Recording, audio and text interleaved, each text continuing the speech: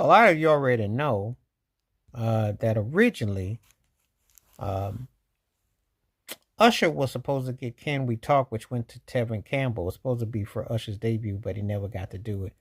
And so the question is, did it go to the right artist? Do you think Usher would have been ready for it at the time? And remember, this was before his My Way album. This was before You Make Me Wanna came out. Do you think he had the vocal dexterity to pull off Can We Talk?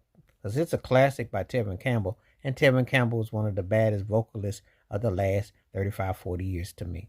I don't think Usher had the vocal chops to match Tevin Campbell. I never will.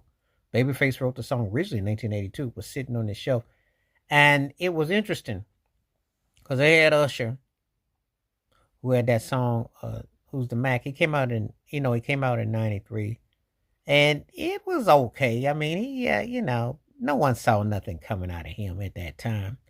There were a lot of artists, their debut albums almost went glad bag. No one thought nothing of it until they morphed into something else. But Tevin Campbell came out the gate with that vocals that was like channeling early Michael Jackson, but with a strong homage to Whitney Houston. And it's amazing when you hear it in totality and how it all turns out and the feel of it. So, do you think that Can We Talk would have been a hit for Usher? Or do you think Tevin Campbell did it more justice than Usher could have imagined? I don't think it's even close. I listened to Usher back when he first came out, and yeah, he's got talent. He can sing, but he ain't no Tevin Campbell. I think Tevin runs circles around him overall dexterity, and I think at the same age and the same time, and they were two different types of artists. I think that it sounds like a classic with Tevin Campbell.